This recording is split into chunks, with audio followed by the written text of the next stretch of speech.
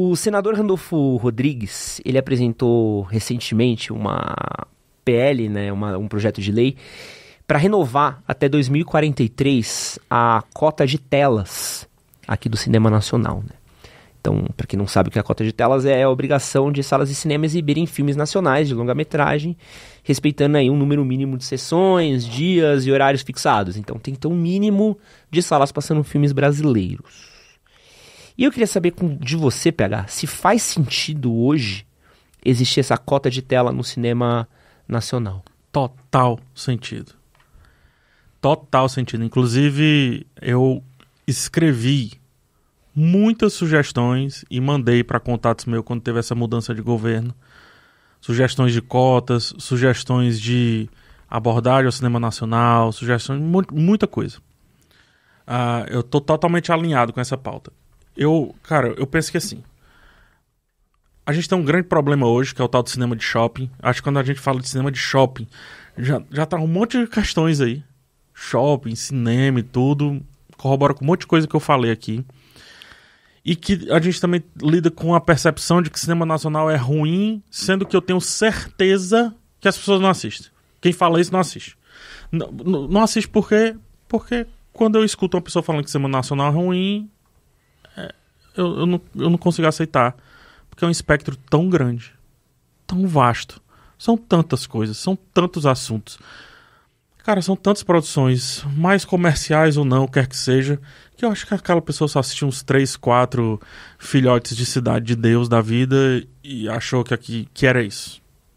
Entendeu? Quando você faz o tal da cota, ou seja, a reserva de mercado, que é como eu prefiro chamar nesse sentido, quando você faz a reserva ali de certas salas, horários, quer que seja, eu acho que você garante que alguns filmes existam. Porque um grande problema também do cinema nacional é existir. É ter espaço para existir. É conseguir, entre o Brooklyn Queens, aparecer. O que eu falo entre o Brooklyn Queens? Entre 2 filmes da Marvel. O Homem-Aranha, ele deteve 96% das salas no Brasil. Mas é muita coisa, macho. Posso contar uma experiência pessoal aqui? Desculpa te interromper, mas sim. acho que é uma experiência legal. Eu estive em Paris na época do lançamento de Vingadores Ultimato. E uma coisa que me chamou muita atenção, gosto muito de cinema, então, óbvio que sempre que você passa na frente do cinema, você dá aquela bisoiadinha. Muitas salas, mais da metade das salas passaram filmes franceses com Vingadores Ultimato em cartaz. Então eu achei legal de olhar e falar assim, pô, que bacana, tem 3 filmes franceses e, sei lá, 3 salas com Vingadores Ultimato. Olha que loucura, os caras estão dividindo o espaço com Vingadores Ultimato. Até porque a lei lá também obriga você a ter um espaço mínimo de filmes franceses no... França é muito... Que eu acho que nem precisaria. Eu acho que se fosse fazer uma lei lá, acho que seria mais ao contrário. Assim, eu acho que tem que ter uns 20% de filme. Mas, enfim, voltando ao raciocínio, você exemplificou muito bem, assim. O pessoal fala muito, a crítica, inclusive, fala muito de cinema francês e tal, né? Quando cita alguma coisa, vai falar de cinema europeu no geral, sempre tem um filme francês ali, que tem um ar diferente, tudo. Porque, enfim, nasce um pouco dali, né? O pensar cinema, Bazin, Truffaut e etc. Por aí vai.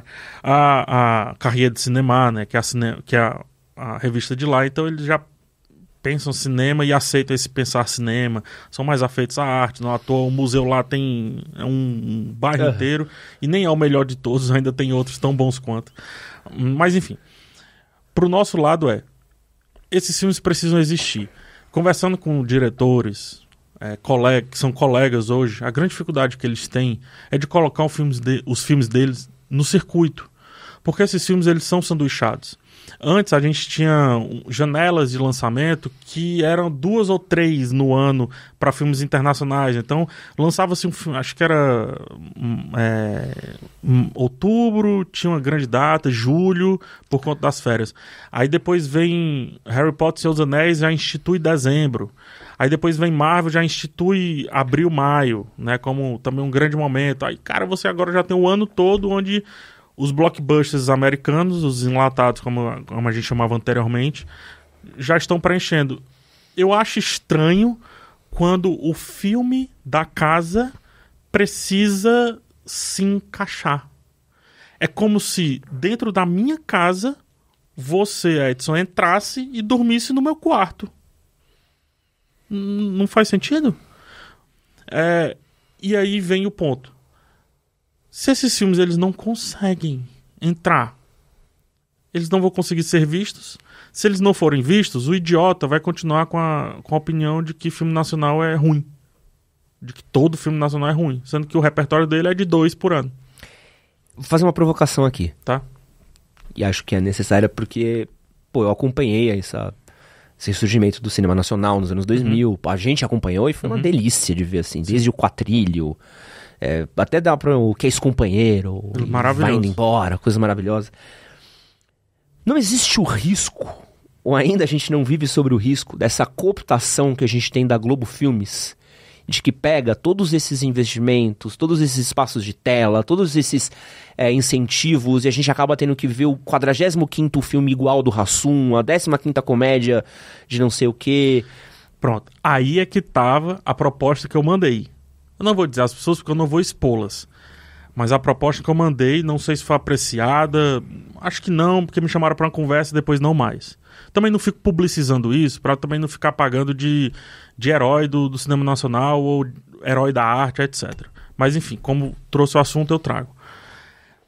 Essa minha proposta que eu mandei era para que fosse pro cinema independente. Uhum. A Globo mamou essa teta por muito tempo, né? Porque muitos filmes morrem em festival. A Globo não precisa dessa segmentação. Ela não precisa dessa reserva. Ela é a Marvel do Brasil, digamos assim. Ela é dentro... Faz tanto sentido, cara. Ela é dentro do ponto de vista do 96% do Homem-Aranha, ela é o 96% dessa reserva. Entendeu? Não à toa, grandes diretores precisam se sujeitar a um cenário Globo, se pasteurizar a um cenário de produção Globo, que ali acolá é que dá certo alguma coisa. Mas eles precisam, por exemplo, para sair do Ceará e serem conhecidos nacionalmente, precisam se submeter à Globo. Não vou citar nomes, mas tá aí. Até porque tem um desses nomes que não gosta tanto de mim, eu não sei se ele gosta não de se submeter à Globo. Mas eu tenho amigos, que eu também não vou expor porque é íntimo, né? Que tiveram que ir lá servir de grande diretor. Servir de chaveirinho de diretores consagrados de dentro da Globo.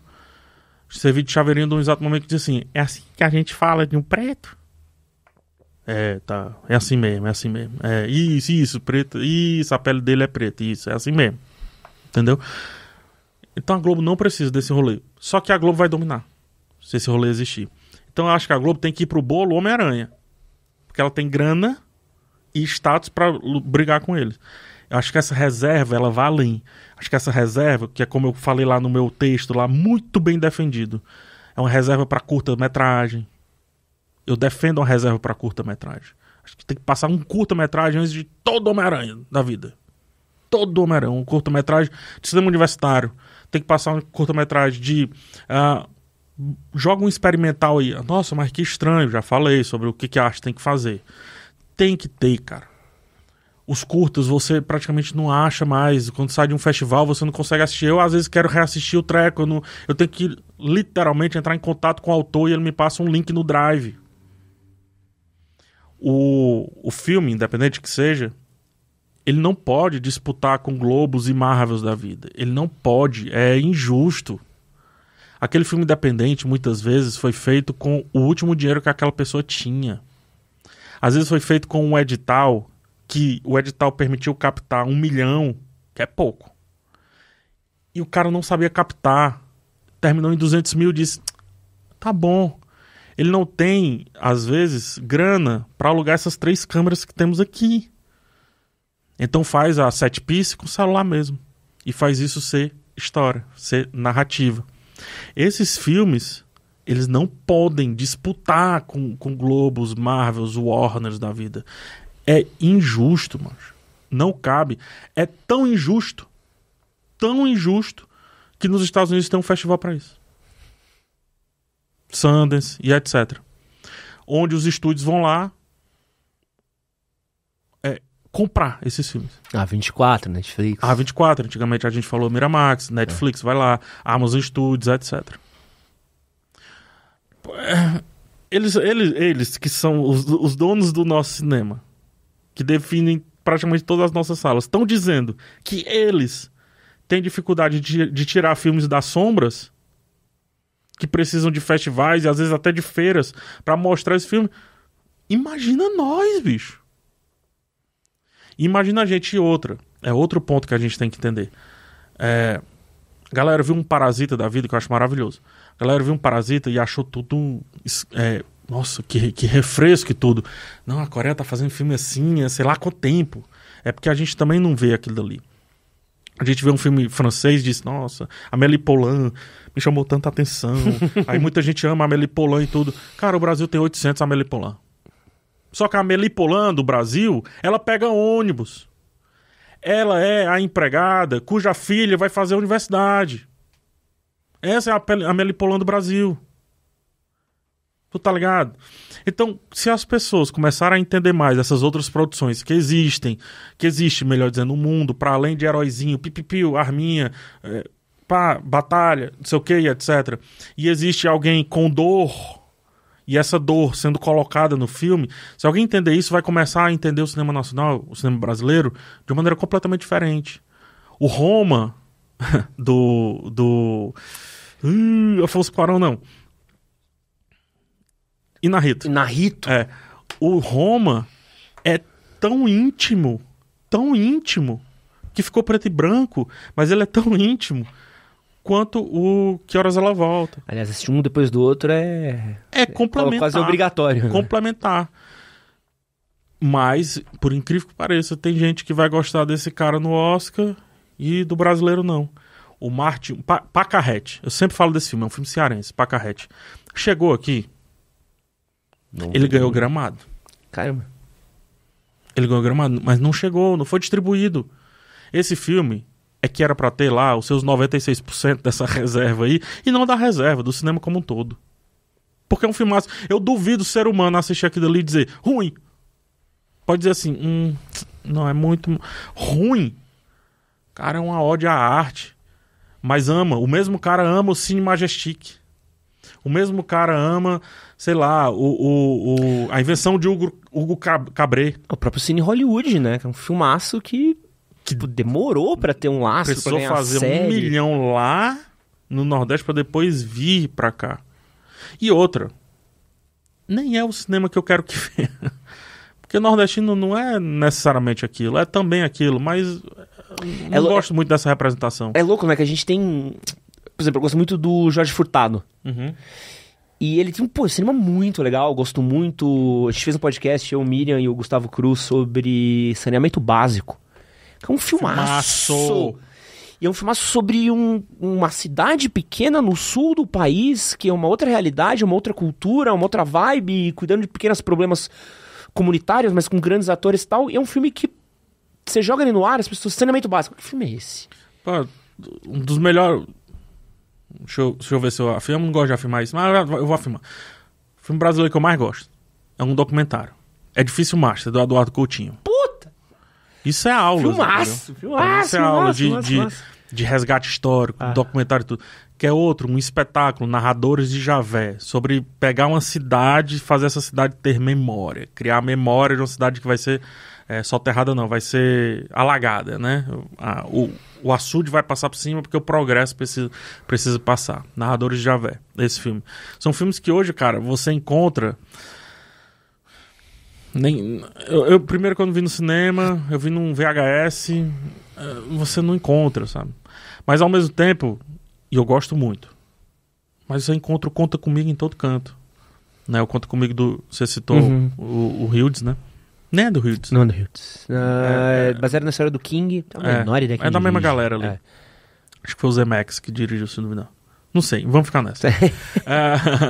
Então, assim, mas você encontra em todo canto, que é um filme mais velho do que o Narrador. Assim. Mas, fechando, né? Eu acho a renovação da PL, eu li muito pouco, mas eu acho pouco ainda. Acho muito pouco também. Acho que precisa de mais. Acho que precisa de horários definidos. Acho que precisa de tempo definido, porque burla. Do jeito que tá hoje, burla. Não, precisa de horário nobre, né? Não adianta você ter sala definida às 2 da tarde. 2 da tarde. Eu acho também que tem que ter um incentivo também para as redes. É porque é difícil, porque tem um outro ponto. Vou falar aqui, desculpa aqui o momento mamãe falei aqui, mas eu preciso ter. Deve ter também o interesse do capital, do cara que tem a rede de cinema, falar assim, pô, vou ficar com minha sala vazia. Também tem que vir a outro... Precisa existir um contraponto também do tipo assim, pô, beleza, você vai exibir esse filme, mas a gente vai levar as pessoas, construa que eles virão, sabe? Acho que não é só construir, precisa fazer a galera ir também, né? Esse lance do sala vazia, Ed, eu tenho minhas venhas também, tenho minhas questões também. O que é que eu quero dizer? Eu vou muito pra cinema no horário que a grande parte da galera não vai, né? Eu assisti Homens-Aranhas da vida em salas vazias. Sim. Eu assisti Homens-Formigas da vida em salas vazias. Vazias que eu digo 10, 15 pessoas. Eu já assisti filme recentemente, internacional, o filme... do Gerard Butler lá na guerra. O cara que... Enfim, me esqueci o nome do filme, que pena. Eu assisti literalmente sozinho, mano. Sozinho, 4 horas da tarde. O cinema vazio existe. O cinema é vazio porque é vazio. Só que aí coloca o filme brasileiro 3, 4 da tarde. É vazio porque naquele horário provavelmente seria vazio qualquer filme. O filme não está mais para além das 19 horas, que começa o prime time, o horário nobre. E aí atesta se o cara vai lá e bota, esse filme aqui flopou. Só sala vazia. Coloca no horário bom. Eu fui assistir o Bingo em 2 horários diferentes. O Bingo filmaço também. Um espetáculo. Inclusive trago o Daniel Rezende, hein? Daniel Rezende, tá aí o convite. Você tem que vir pra cá. O Bingo, eu assisti da primeira vez naquelas sessões de 2 e pouco. Era eu e mais 3 pessoas. E depois reassisti à noite e tava um cinema normal. Entendeu? Não é... Esse sala vazia... Eu queria muito ver mesmo essas estatísticas do sala vazia, assim. Muito mesmo. Eu assisti Suzume no horário nobre. Suzume é filme... É um anime, né? É japonês e tudo. Eu assisti em sala vazia. As 2 vezes que eu assisti foi em sala vazia. E tava lá. Faz muito sentido. Mas eu acho que sim. O empresário lá, vamos lá. Eu tentando achar o meio termo, né? Felipe Leão vai odiar isso aqui. Porque pra ele é pau no cu dos empresários. Eu acho que ele poderia ter um incentivozinho também. Só pra começar. Vai que um desses filmes estoura, e aí eu acho que ele não precisa mais... Mas o incentivo não é nem pro empresário, cara. O incentivo... Não, o empresário que eu falo no sentido de cadeia. Né? O incentivo é o filme, sabe? Vamos fazer campanha pras pessoas. Mas enfim. Isso que você acabou de assistir foi um corte do nosso podcast com Pega Santos. Pra você assistir o episódio completo, clica aqui do lado e aproveita e usa o nosso cupom PODCASTMHM para 12% de desconto nas suas compras na Insider. Link na descrição do vídeo e no primeiro comentário fixado.